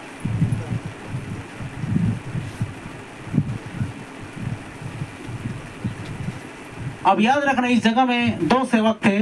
पॉलीकार्प का नाम था, पॉलीकार्प और इरेनियस। इसमें से हमने इरेनियस को क्यों चुना? कारण है, अधिकतर सभी धर्मशास्त्री को यह लगता है और बाइबल के शिक्षकों को कि पॉलीकार्प वो दूत था, है ना। इस दूत के जगह में पॉलीकार्प था करके उनका मानना है। लेकिन पॉलीकार्प क्या था पता है? पॉलीकार्प यूहन्ना का चेला था। जिस पुस्तक को यूहन्ना ने लिखा उसी का चेला था पॉलीकार्प। पॉलीकार्प ऐसा रहता है, पॉलीकार्प। तो ये पॉलीकार्प को दूत बोलते हैं, ये स्मुरना चर्च का। लेकिन ये नहीं है। कारण क्या है? आगे देखते हैं। वो यूहन्ना का एक चेला था और यह शहीद हुआ था। उन्होंने सीधे उसके हृदय में चाकू से वार करके इसको मार दिया था, इसको मार डाला। लेकिन वह एक महान व्यक्ति था, एक उल्लेखनीय व्यक्ति, एक धर्मी व्यक्ति, मधुर था, कोई संदेह नहीं। सबसे महान मसीही लोगों में से एक जो हमारे पास कभी रहा था। वहां ऐसा कुछ भी नहीं जो कि उसके जीवन के विरोध में आप कह सको। ये इतना जबरदस्त व्यक्ति था। लेकिन याद रखिए, ये दूत नहीं था, दूत ये था इरेनियस। इरेनियस को चुनने का कारण, किस कारण हमने इरेनियस को चुना? इतिहास क्यों बताती है इस बात को? क्योंकि यह मानना है कि इरेनियस पॉलीकार्प की तुलना में वचनों के अधिक नजदीक था। बोलिए हालेलुया। आप देख रहे हैं बहुत सारे भविष्यवक्ता चंगाई के नजदीक हैं, दर्शन के नजदीक हैं, भविष्यवाणी के नजदीक हैं, लेकिन यहाँ पर मैं वचन के नजदीक है। बोलिए हालेलुया। अच्छा, चंगाई भविष्यवाणी दर्शन से उद्धार होगा कि वचन से उद्धार होगा? न्याय किससे होगा? तो वचन को पकड़ना है कि भविष्यवाणी को? वचन कौन है और भविष्यवाणी क्या है? दान। और वचन दाता है। हालेलुया। तो वचन को पकड़ने वाला व्यक्ति ही दूत है। तो इरेनियस सबसे ज्यादा वचनों के नजदीक था, क्योंकि पॉलीकार्प एक संगठन की स्थापना के रोमन विचार के प्रति एक तरह से झुक गया था और इरेनियस मजबूती से इसके खिलाफ था। उसने पूरी तरह से इसकी निंदा की और फिर हम सभी जानते हैं वो बड़ा वाद विषय निस्सियन परिषद पर आ रहा था। यही निस्सियन परिषद सब मसीहों का गड़बड़ी का करता है। ये निस्सियन परिषद जहां से आई वहीं से झूठी शिक्षा शुरू हो गई, वहीं से झूठा बपतिस्मा शुरू हो गया, वहीं से ट्रिनिटी बपतिस्मा शुरू हो गया। सब उल्टा पुल्टा कर दिए। उन बड़े वाद विषयों में से एक था कि क्या परमेश्वर तीन था या एक था। निस्सियन परिषद ने बोला तीन परमेश्वर है। कितना परमेश्वर है? तो ये क्या है? तुम मुझे छोड़ दूसरों की ईश्वर करके एक के अलावा कोई दूसरा नहीं है। तो इरेनियस ने पक्ष लिया उस निस्सियन परिषद में। उस समय इरेनियस ने पक्ष को लिया और कहा कि परमेश्वर परमेश्वर था और वो एक ही है। बोलिए हालेलुया। अब आप बताइए, हम भी उसी पक्ष को लेकर चल रहे हैं कि नहीं? 45,000 चर्च, 45,000 डिनोमिनेशन, डिफरेंट शिक्षा है, डिफरेंट शिक्षा है। और वो बोल रहे हैं कि हम पिता पुत्र पवित्र आत्मा बपतिस्मा दे रहे हैं, तीन परमेश्वर है। लेकिन हम अभी भी इस चर्च में देखिए, इसलिए मैंने इसका अध्ययन करा रहा हूं आपको कि इतिहास को हम देखते हैं कि 7 दूत पृथ्वी पर जब कभी थे, परमेश्वर के दाहिने हाथ में थे, उन्होंने एक परमेश्वर का प्रचार किया। बोलिए हालेलुया। कितने परमेश्वर का? एक परमेश्वर का। आप इसी से जान सकते हैं कि हम कितने सही हैं। आगे देखते हैं।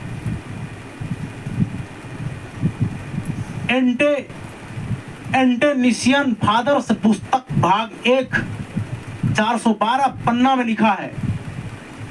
आप पूरी बात पढ़ सकते हैं। इसके बहुत से अध्याय हैं, वाक्य हैं। 20वें 30वें पद को हम पढ़ते हैं। ठीक है, मेरे पास उस बुक का लेख है। क्या पुस्तक का नाम? एंटे निस्सियन फादर्स पुस्तक। वे सारे अन्य हाव भाव, अब यहां से पढ़ना आरंभ करते हैं। वे सारे अन्य हाव भाव इसी तरह एक ही होने के शीर्षक को बाहर लाते हैं और उसी अस्तित्व के मतलब वे यह कहने की कोशिश कर रहे हैं कि उन्होंने ऐसा कहा, पिता पुत्र पवित्र आत्मा। उन्होंने कहा यह तो शीर्षक है, नहीं नाम है। क्या चीज? पिता पुत्र पवित्र आत्मा, ये शीर्षक है। क्या है ये? नाम नहीं है। नाम तो केवल यीशु मसीह है। बोलिए हालेलुया। अच्छा, ये बताइए, कौन गाड़ा गया आपके लिए? कौन मारा गया आपके लिए? कौन जी उठा आपके लिए? सब में यीशु मसीह का नाम आ रहा है। तो भाई बपतिस्मा क्यों? पिता पुत्र पवित्र। अच्छा, पिता आपके लिए मारा क्या कभी? पवित्र आत्मा मारा क्या आपके लिए कभी? यीशु शरीर में होकर आया और शरीर में आपके लिए मारा गया। हालेलुया। तो क्या कर रहे हो? पिता के नाम से गाड़ता हूं, ऐसा कर रहे हैं लोग ना। तो वो पाप की क्षमा नहीं लग रही, वहां पर नहीं मिल रहा है। तो पिता तो कभी आपके लिए मारा ही नहीं, तो कौन मरा? तो इसीलिए हम लोग यीशु मसीह के नाम में गाड़ते हैं। बोलिए आमीन। तब पापों की क्षमा मिलती है। बोले हालेलुया। तो समझ में आ रहा है, यीशु मसीह आपके पापों के लिए मारा गया, गाड़ा गया, तीसरा दिन जी उठा। सारे कब्र भरे पड़े हैं सिवाय एक कब्र के खाली है, और वो कब्र है यीशु मसीह का। बोलिए आमीन। सारी नहीं बचता है, सारे कब्रिस्तान में सब हैं, लेकिन एक कब्रिस्तान खाली है, और वो कब्रिस्तान खाली है जिसका है नाम प्रभु यीशु मसीह का। हालेलुया। सारे कब्रिस्तान में सब लोग मरे सड़े गले उसी वहीं पर हैं, लेकिन एक कब्र खाली है, और वो प्रभु यीशु मसीह का। आमीन। चलिए आगे देखते हैं, वहां पर लिखा हुआ है नहीं नाम है, एक ही अस्तित्व के शीर्षक है, ये एक ही अस्तित्व के शीर्षक हैं। आगे बढ़ते हैं, बिल्कुल ऐसा ही जो हम आज भी सिखा रहे हैं। आमीन। आमीन। आज भी हम किसको सिखा रहे हैं? एक परमेश्वर। सही है? यस। आप जाइए, जाकर देखिए, चर्चों में बैठिए, क्या बोलेंगे पता है? पिता पुत्र पवित्र आत्मा के नाम से घोषणा करते हैं, ऐसा बोलेंगे उन लोग। बोलते हैं कि नहीं बोलते हैं? लेकिन इधर देखिए, तीन तो परमेश्वर है ही नहीं, एक ही तो परमेश्वर है। बोलिए हालेलुया। और प्रकाशित का में लिखा है जो था, जो है और जो आने वाला है। कहाँ है? तीन। एक तो दिखाई दे रहा है ना। आमीन। ठीक है, जो सर्वशक्तिमान परमेश्वर, वही यहोवा परमेश्वर। आगे चले जाते हैं, जैसा उदाहरण के लिए इंग्लिश में सामर्थ्य का प्रभु, क्या बोलते हैं? सामर्थ्य का प्रभु, सभी का प्रभु, पिता सर्वशक्तिमान परमेश्वर, सबसे उच्च सृष्टिकर्ता, जो निर्माता, और इसी तरह ये भी ये विभिन्न अस्तित्वों के उत्तराधिकारी के नाम और शीर्षक नहीं है, लेकिन एक ही और वो वही है। बोलिए आमीन। सारे अस्तित्व का कर्ता पिता परमेश्वर। इरेनियस का यह कहना है कि यह सभी शीर्षक है, एक नाम के अंदर मिल गए हैं। ये सारे शीर्षक एक नाम के अंदर मिल गए हैं, एक ही परमेश्वर के नीचे, और वे तो केवल शीर्षक हैं कि वो क्या था। वो सारोन का गुलाब था, यह भी एक शीर्षक है। भोर का तारा, यह भी एक शीर्षक है। अल्फा ओमेगा, यह भी एक शीर्षक है। यही वो शीर्षक है जो वह था। वह पिता था, पुत्र था, पवित्र आत्मा था। बोलिए आमीन। लेकिन वहाँ एक परमेश्वर है, और उसका एक ही नाम है, और उसका नाम क्या है? प्रभु यीशु मसीह। आमीन। और इसीलिए हम लोग प्रभु यीशु मसीह के नाम के बपतिस्मा में जोर देते हैं। और यही कारण है कि इरेनियस सही था। यहाँ उसके निदान में, वचन के अनुवाद में, एक और बात जो हम पढ़ना चाहते हैं, ये इस किताब में पाया जाता है। हाउ डिड इट हैपन, यह इतिहासकारों के द्वारा लिखा गया है। R.C.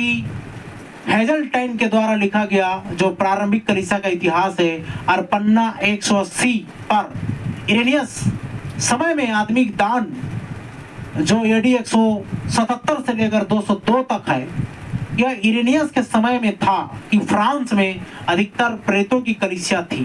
कहाँ थी? अब याद रखिए, मैं आपको बता रहा हूँ, ये जो कलीसिया थी कहाँ थी?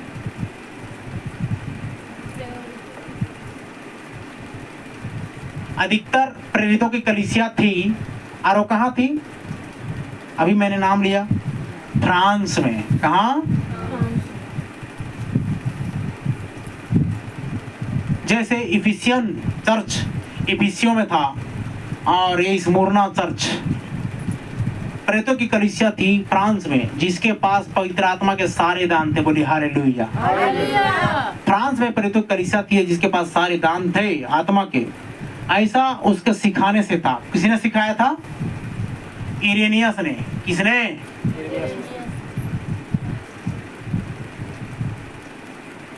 इसने ऐसा सिखाया था कलीसिया को कि कलीसिया में सारे वरदान थे। अब यहाँ पर सीखने के लिए कोई नहीं आते भाई, तो क्या सिखाऊंगा मैं? कैसे वर्शिप कैसे करना है, कैसे खड़े होना है, कैसे प्रचार करना है, कैसे वरदान का इस्तेमाल करना है, नहीं आते मेरे पास, तो मैं क्या सिखाऊंगा? हम 7 दिन में एक बार मिलते हैं, 6 दिन घर में रहते हैं, कभी कोई और दिन मिलने के लिए आते च नहीं है। पास्टर कैसा है, क्यों है, किस लिए है, कुछ आता पता नहीं है। ठीक है, इरेनियस के कलीसिया के सदस्य लियोन पर, जो फ्रांस में है, वे अन्य भाषा के साथ बोले। किसी मृत व्यक्ति को जीवन में वापस आते देखना असामान्य बात नहीं थी। चंगाई का होना हर एक दिन की घटना थी, जो सारे सुसमाचारक कलीसिया के हर जगह पर होती थी। बोलिए हालेलुया। जो इरेनियस जानता था कि कैसे सिखाना है, चमत्कार अक्सर होते रहते थे। सच में वह कलीसियाएं कभी भी परमेश्वर की उपस्थिति के अद्भुत कार्य के प्रकटीकरण हुए बीते नहीं हुआ करती थी। मतलब समझ रहे हैं, बिना अद्भुत काम हुए हुए, बिना प्रकटीकरण हुए हुए बीता नहीं करती थी। या तो दर्शन के आधार पर, प्रकृति के तत्वों की रोक पर, एक चमत्कार में उस दिन के सुसमाचारक मसीहों को याद दिलाने के लिए कि वे इसके प्रिय चेहरे थे। लेकिन पहले के गुजरे हुए इतिहास से हम एक घटना भी, एक तिनका भी नहीं उठा सकते हैं। सही बात है ना? एक घटना भी नहीं बटोर सकते कि पहले की रोमन कलीसिया में मृत व्यक्ति जीवित हो गया, मुर्दा व्यक्ति जिंदा हो गया। पहले की रोमन कलीसिया ऐसी थी, लेकिन अब कहाँ हो रहे हैं वो सारी चीजें। यही लोग हैं जिन्हें दोनों में दिलचस्पी नहीं थी, वे तो बस सच्चाई को बता रहे थे। ये इतिहासकार हैं, इसी कारण इरेनियस को हम सोचते हैं। पॉलीकार्प और इरेनियस दोनों में डिस्कस हुई। कहने का मतलब है लोगों ने डिस्कस किया और पॉलीकार्प को दूत बोल दे गया, लेकिन पॉलीकार्प नहीं, इरेनियस दूत है। बोलिए आमीन। आमीन। आगे जाते हैं, क्योंकि आप देखते हैं उसके पास वही विश्वास था जो पौलुस और दूसरे चेलों के पास थी। बोलिए हालेलुया। इरेनियस के पास भी वही शिक्षा थी जो पौलुस के पास शिक्षा थी। आमीन। इसी से जानते हैं कि ये दूसरा दूत है। चेलों ने आगे सौंपा था, इसलिए यही स्मुरना के कलीसिया का दूत था। इसके पास वचन की शिक्षाएं थी और परमेश्वर के वचन के आधार पर वही शिक्षाएं हर बार उसी चीज को उत्पन्न करेगी। बोलिए हालेलुया। पहला बीज हमने डाला पेंटिकॉस्टल,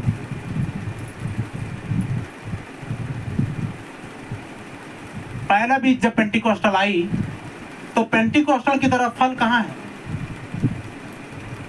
पेंटिकॉस्टल लोग प्रतिदिन एक मन होकर मंदिर में इकट्ठा हुआ करते थे और एक मन होकर प्रार्थना किया करते थे। आज वो पेंटिकॉस्टल कलीसिया नहीं पाओगे, ऐसे चर्च आज नहीं पाओगे जिनके ऊपर में आग थी, प्रत्येक के सिर के ऊपर में आग थी। आज ये नहीं मिलता है। लाइन क्या हो गया भाई?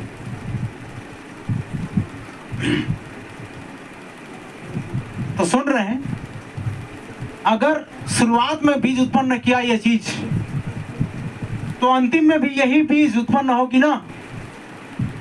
ट्रिनिटी कहां से आ जाएगी? दूसरे शिक्षण कहां से आ जाएंगे? पहले शिक्षण पौलुस ने दिया, दूसरा दूत को भी वही शिक्षा देना है जो इरेनियस ठीक वही कर रहा था। यदि आप परमेश्वर की विधि को लेते हैं और इसे शब्द दर शब्द लेते हैं तो कोई फर्क नहीं पड़ता कलीसिया जो चाहे कुछ भी करे, केवल उसे उसी तरह से अनुसरण करना पड़ेगा जिस तरह से इसे कहा गया था। बोलिए हालेलुया। या उसी चीज को उत्पन्न करेगा और यही इरेनियस ने किया। बोलिए आमीन। अगर पौलुस यीशु के नाम का बपतिस्मा देता था तो हमको भी देना है। अगर प्रेरित पतरस यीशु के नाम का बपतिस्मा देता था तो हमको भी देना है। हमने कहीं नहीं देखा पिता पुत्र पवित्र आत्मा हमारा बपतिस्मा देते हुए। अब हमें लगता है कि पॉलीकार्प एक भला मनुष्य था, समझ वाला, लेकिन वह कलीसिया को संगठित करने के लिए बहुत झुक गया था और निकुलियन की तरह कर रहा था। वे कलीसिया को संगठित कर रहे थे और भाईचारे को एक साथ ला रहे थे, जो बौद्धिक रूप से सब सही दिखाई देता है। लेकिन याद रखना, बौद्धिक रूप से सब सही दिखाई देता है। आज अन्य चर्चों को जाकर देखिए, सही दिखाई देता है। क्या दिखाई देता है? सही दिखाई देता है। लेकिन आप देखते हैं कि आत्मा, पवित्र आत्मा बौद्धिक चीजों से बहुत ही आगे है। इतना तक आप यहाँ आत्मा पर ऐसा सोच भी नहीं सकते। यशायाह 55 अध्याय उसका 8 और 9 पद को पढ़िए।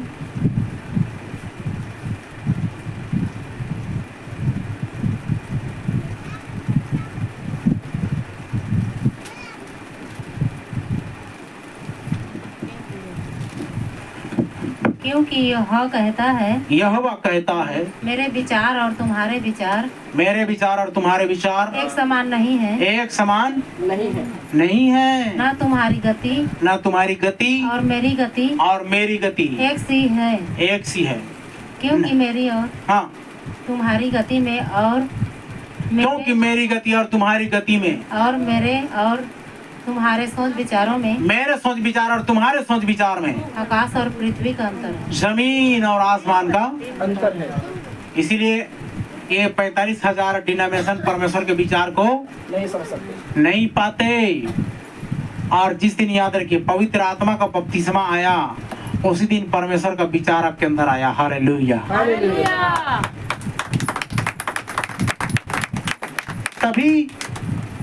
तभी हम ये शिक्षा को आपको दे पाते हैं। अगर परमेश्वर का विचार नहीं आता तो हम ये कहाँ पाते? यहीं पे बोल रहा है, क्या बोल रहा है? बौद्धिक चीजों को देखिए, वो आत्मा से बहुत दूर है। आत्मा वहां पर नहीं है, सिर्फ बौद्धिक चीजें हैं। औपचारिकता है, मस्त आराधना, यहाँ से भी अच्छा आराधना हो सकता है, यहाँ से भी मस्त प्रचार हो सकता है, यहाँ से भी मस्त भविष्यवाणी हो सकती है, यहाँ से मस्त बाजा गाजा हो सकता है, लेकिन वचन की पकड़ में नहीं है हम लोग। क्या नहीं है? वचन की पकड़ में नहीं है। आगे देखते हैं। इसलिए वहां पर केवल ऐसा करने का एक ही तरीका है, केवल उस पद चिन्हों के नक्शे के द्वारा उसके पीछे चलें, यही सही है। बोलिए हालेलुया। अगर पौलुस चला और पतरस चला, इरेनियस चला, तो हमें भी इसी नक्शे कदम पर चलने की आवश्यकता है। चाहे लोग दुनिया वाले पागल क्यों न बोले, चाहे लोग बोले कि अरे आधुनिक हो गया, तुम कहाँ उसी पुराने चलन में, तो हम पुराने चलन में ही चलेंगे, क्योंकि पुराने चलन में चलकर स्वर्ग राज्य जाएंगे, तुम आधुनिकता में चल करके नरक जा सकते हो। सही है?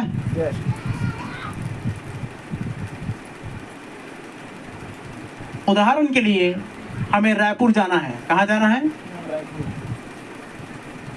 तो अगर मुझे रायपुर जाना है और मैंने नक्शा लिया हुआ है, क्या लिया हुआ है, और एक दिशा सूचक यंत्र को लेके मैं जा रहा हूं, 6 से 7 घंटे में पहुंच जाऊंगा। कितने घंटे में? मोटरसाइकिल से अगर जाता हूं यात्रा करके, लेकिन मैं किसी और रास्ते से, अन्य रास्ते से नहीं जा सकता अगर मैंने नक्शा पकड़ा है तो, क्योंकि नक्शा दिशा यंत्र मुझे सीधे सीधे लेकर जाएगा। मैं अन्य रास्ता नहीं पकड़ सकता, अन्य चीजों को नहीं पकड़ सकता, मैं किसी और रास्ते से काट कर नहीं जा सकता। उसके पास एक, देखिए हवाई जहाज भी अन्य रास्तों से काट कर नहीं जा सकती, उसके पास एक हवाई रेखा होती है। क्या रेखा होती है? हवाई रेखा। उसी रेखा में जाएगी वो, तब डेस्टिनेशन में पहुंचेगी। मान के चलो को उसको रायपुर से दिल्ली जाना है, तो एक रेखा है, उस रेखा को पकड़ेगी और उसी रेखा में जाएगी। अन्य रेखा में जाएगी तो दिशा भ्रष्ट है वो। तो वैसे ही एक निश्चित ऊंचाई और चीजें होती है जिसमें उसे उड़ान भरना होता है, कुछ तो ठहराई हुई डिग्री होती है, उसमें उसे बना रहना होता है। वहाँ एक मार्ग बना हुआ है, अभी मैंने बताया जो रास्ता, उस रास्ते में आपको चलना पड़ेगा। थोड़ा कठिन है, उनका आपका मार्ग थोड़ा कठिन है। परमेश्वर के पास एक मार्ग है, परमेश्वर के पास उसकी कलीसिया के लिए एक मार्ग है, उसके लोगों के लिए उसके पास में एक मार्ग है। उसका कभी भी ऐसा इरादा नहीं, उसने कभी भी ऐसा इरादा नहीं किया था कि इसे पोप, कार्डिनल, आर्क बिशप, मुख्य प्रधान के द्वारा नियंत्रित किया जाए। पवित्र आत्मा जीवित परमेश्वर की आराधना को कंट्रोल करता है। बोलिए हालेलुया। पवित्र आत्मा जीवित परमेश्वर की कलीसिया का शिक्षक है ताकि इसे ऊपर लाए। बोलिए आमीन। और पवित्र आत्मा जिस चर्च को नहीं चला रहा है वो नरक जा रहा है, और जिस चर्च को पवित्र आत्मा चला रहा है वो 100% स्वर्ग जा रहा है। बोलिए हालेलुया। मैंने आज रात्रि एक सपना देखा, यहीं पर मैं शिक्षा को समाप्त करूंगा क्योंकि आगे मुझमें भी शक्ति की जरूरत है। ठीक है, हमने थोड़ा सा आराम किया है और यहाँ पर मैं लाल डोरी रख देता हूँ ऐसा। और अगले एपिसोड में आप और मैं इसका अध्ययन करेंगे, क्योंकि मैं इस हालत में नहीं हूँ कि 1.5-2 घंटा तक अभी खड़े होकर प्रचार कर सकूं। यहीं पर हम समाप्त करेंगे। मैंने क्या देखा, मैं एक कक्षा में बैठा हुआ हूँ, बहुत सारे स्टूडेंट मेरे साथ में हैं, और दूसरे कक्षा में टीचर आ गई और आने के बाद में वो अटेंडेंस ले रहा है। क्या ले रहा है? अटेंडेंस में। और मुझे ये लग रहा है कि मैं अभी भी उसी कक्षा में बैठा हुआ हूँ। कौन से कक्षा में, कौन से क्लास में? जहाँ पर मैं पहले भर्ती हुआ था, वहीं पर बैठा हुआ था जी। नहीं, जहाँ भी है, नर्सरी तो नहीं बोल सकते, लेकिन जहाँ मतलब इस पिछले साल 2023 में 24 में जहाँ बैठा था मैं, वहीं पर बैठा हुआ हूँ। और बहुत सारे दोस्तों के साथ में मैं बातें कर रहा हूँ, और मेरा नाम वहीं पर बगल में दूसरे क्लास है, दूसरा कक्षा है, वहाँ पर मेरा नाम लिया जा रहा है। नाम लिया गया मगन लाल निराला करके। मैं बोला यस, तो उधर पलट करके देख रहे, तो उस कक्षा में क्या कर रहा है? तेरा स्थान वहाँ नहीं, यहाँ है। बोलिए हालेलुया, हालेलुया। मतलब जो अनुभव से गुजर रहा था, वो अनुभव का एपिसोड चैप्टर क्लोज। अब नया एपिसोड में, नया क्लास में, नया अनुभव के लिए, नई सामर्थ्य के लिए, नए सर्च के लिए, नई शिक्षा के लिए तू तैयार हो जा करके दूसरे कक्षा मुझे बिठाया जा रहा है। बोलिए हालेलुया। और मुझे ही नहीं परंतु आप सब आएंगे। आमीन। तो जो मुझे शिक्षा दी जाएगी वही शिक्षा तो मैं आपको दूंगा ना। तो आपको भी एक अगले स्टेप में लाया जा रहा है। और इससे पहले क्या देखता था मैं एग्जाम दे रहा हूँ, मैं पेपर लिख रहा हूँ, और अब पता चलता है कि मैंने पेपर लिख करके पास हो गया। बोलिए हालेलुया। तभी तो मुझे दूसरे क्लास में भर्ती कर दिया गया है, और मेरा नाम उधर बुलाया जा रहा है कि आप इधर आ। उधर क्या कर रहा है? इधर आओ, तुम्हारा जगह इधर है। मैं समझ रहा था कि मैं उसी कक्षा में बैठा हूँ, उसी अनुभव को मुझे करना है, लेकिन अब नहीं। उस अनुभव को छोड़, उस क्लास को छोड़, अब दूसरे क्लास में आ जा। मान के चलो मैंने बीएससी कर लिया, मैंने फर्स्ट ईयर, अब सीधा आ जा सेकंड ईयर में। बोलिए आमीन। तो वैसे आप सबके लिए प्लस पॉइंट है, और जल्द से जल्द काम भी स्टार्ट करेंगे, और जल्द से जल्द इन चीज़ों में हम जाएंगे। परमेश्वर इन सारी बातों के द्वारा आप सबको बहुत आशीष दें।